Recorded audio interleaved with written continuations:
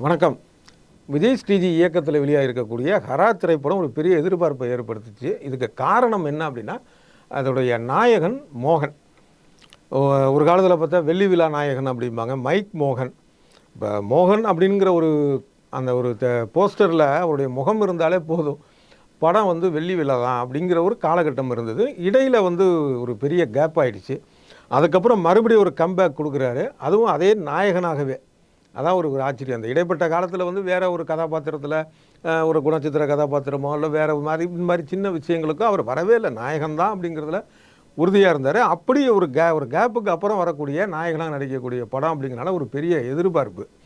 இதில் இன்னொரு எதிர்பார்ப்பு என்ன ஆயிடுச்சு அப்படின்னா, வழக்கமாக மோகன் படம் அப்படின்னாலே எப்படி இருக்கும், ஒரு மென்மையான கதாபாத்திரம் வருவார், நல்லா பாடுவார், இந்த மாதிரியான காதல் படம் இப்படி தான் இருக்கும் அவருடைய. இது முழுக்க முழுக்க அதிரடியான ஒரு க்ரைம் த்ரில்லர் அப்படின்னு அது ஒரு கூடுதல் எதிர்பார்ப்பு ஏற்படுத்துச்சு. ஏன்னா அந்த படத்துடைய டீசர்லாம் வர்றப்பே ஒரு எதிர்பார்ப்பு ஏற்படுத்துச்சு. அந்த எதிர்பார்ப்பை தக்க வைத்ததா அப்படின்னு தான் பார்க்க போகிறோம். மோகன் என்னென்னா கோயம்புத்தூரில் தன்னுடைய மனைவி பெண் குழந்தை இவங்களோட ஒரு மகிழ்ச்சியாக வாழ்ந்துட்டுருக்காரு. அப்போ திடீர்னு இவருடைய மகள் தற்கொலை பண்ணிக்கிறாங்க.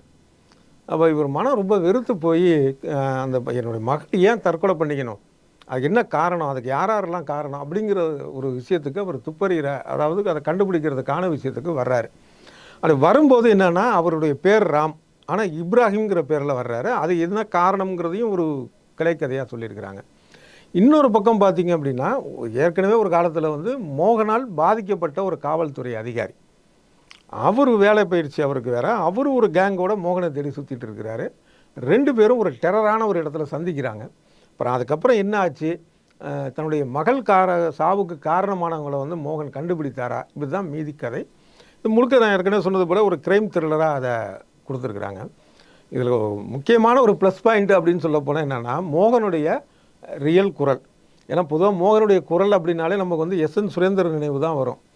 பாடகர் எஸ்என் சுரேந்தர் அவர் தான் மோகனுடைய படங்களுக்கெல்லாம் பின்னணி கொடுத்துட்டு இருந்தார். அப்புறம் மோகன் உருவம் திரைப்படம், அப்புறம் அதுக்கப்புறம் ஒரு திரைப்படத்தில் இவர் தன்னுடைய குரலில் பேசினார்னு நினைக்கிறேன். இதுலேயும் தன்னுடைய குரலில் இந்த குரல் மிக பொருத்தமாக இருக்குது.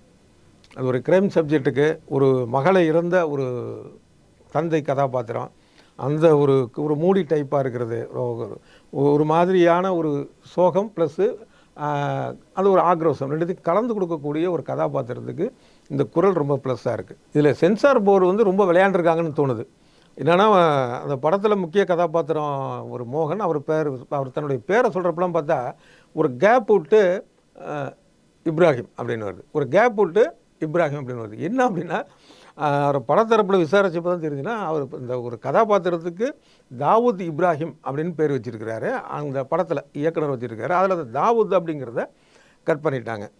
அப்புறம் அந்த வில்லனுக்கு பார்த்திங்கன்னா குஜராத் நீரவன் வச்சுருந்துருக்கிறாரு, அதில் குஜராத்தை கட் பண்ணிட்டாங்க. அப்புறம் இன்னொரு என்னென்னா, ஒரு முக்கியமான கதாபாத்திரம் சாருகாசனுக்கு வேலு நாய்க்கர் வச்சுருந்துருக்கிறாரு, அது கட்டு. இதை விட இன்னொரு காமெடி என்னன்னா, சென்சார் பண்ண காமெடி, படத்தில் சுகாதாரத்துறை அமைச்சராக வனிதா வர்றாங்க. அவங்களுக்கு அந்த இயக்குனர் விஜய் ஸ்ரீஜி வைத்த அந்த கதாபாத்திரத்துக்கான பெயர் என்னென்னா விஜயா பாஸ்கர். உடனே யாருக்காவது விஜயபாஸ்கர் ஞாபகம் வந்துச்சு அப்படின்னா நம்ம பொறுப்பு இல்லைங்கிறாங்க.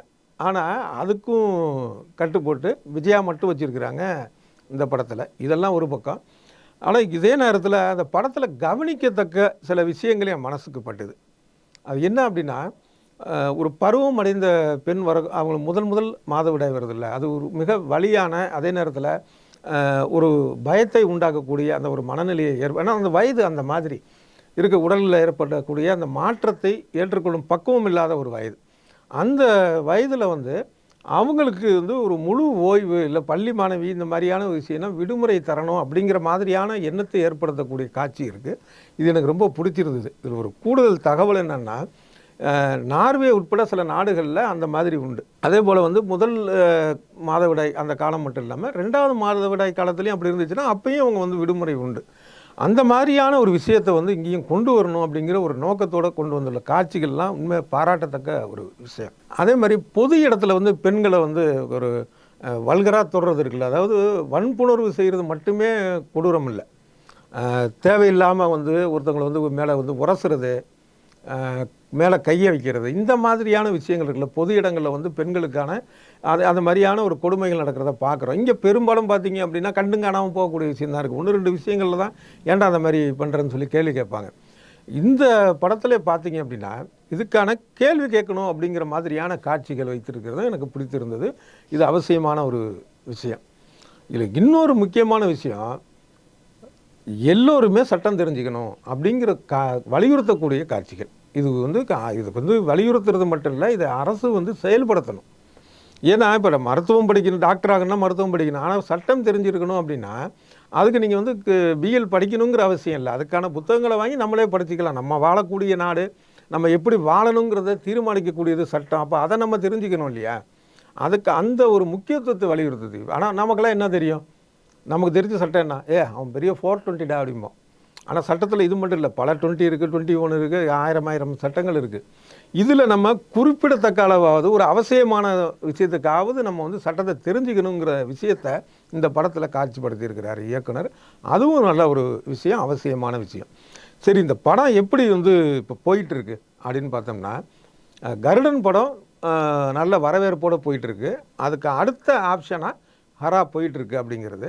இதை வந்து நம்ம தமிழ்நாடு விநியோகஸ்தர்கள் சங்கத்தில் இருக்கக்கூடியவங்க அந்த படத்தை வாங்கினவங்களே ட்விட்டர் போட்டிருக்காங்க, இது மாதிரி நல்லா போயிட்டுருக்கு ஹரா அப்படின்னு. உண்மையிலே அது ஒரு மகிழ்ச்சியாக தான் இருந்தது. படத்தில் வந்து விமர்சனம் பண்ணலாம், இன்னும் கொஞ்சம் இதை எப்படி எடுத்துருக்கலாம், அதை எப்படி எடுத்துனா, அது நம்ம எல்லா படத்துக்கும் சொல்கிறது தான். ஆனால் அந்த படத்தில் சொல்லக்கூடிய கருத்துக்கள் அப்படிங்கிற விஷயம் இருக்குல்ல, நம்ம எதை கவனிக்கணும், இதை இது பண்ண, அந்த மாதிரியான விஷயத்தில் ஹரா உயர்ந்து நிற்கிது. இதில் இன்னொரு முக்கியமான ஒரு விஷயம், அதை ஒரு ஃபைனலாக சொல்லக்கூடிய ஒரு விஷயம் என்ன அப்படின்னா, இந்த மருந்து மாஃபியாக்களால் ஏற்படக்கூடிய பாதிப்பை மனதில் பதியும்படி காட்சிப்படுத்தியிருக்கிறார் இயக்குனர். இது ரொம்ப முக்கியமான ஒரு விஷயம். நம்ம ஒரு மருந்து மாத்திரை ஒரு அவசரத்துக்கு வாங்குகிற உடல்நலத்துக்கு, ஆனால் அதுக்கான சரியான தீர்வு கிடைக்கல. என்ன காரணம்னு பார்த்தீங்கன்னா, அந்த மாத்திரை மருந்து வந்து போலியானதாக இருக்குது அப்படிங்கிற ஒரு விஷயம் இருக்குது இல்லையா? அது நடந்துகிட்டு இருக்குது, நிறைய செய்தித்தாளில் பார்க்குறோம். அதை மனசில் பதிகிறபடி எடுத்திருக்கிறாரு, அதற்காக பாராட்டுகள். அதே போல் மோகன் வந்து ஒரு பெரிய ப்ளஸ் பாயிண்ட். மோகனை பார்க்குறதுக்கே வர்றாங்க. அந்த டிஸ்ட்ரிபியூட்டர்களும் அதான் சொல்லியிருக்கிறாங்க, இது மாதிரி வந்து நாளுக்கு நாள் வந்து மக்களுடைய ஆதரவு கூடுது அப்படின்னு. நாமளும் படக்குழுவினரை வாழ்த்துவோம். நன்றி.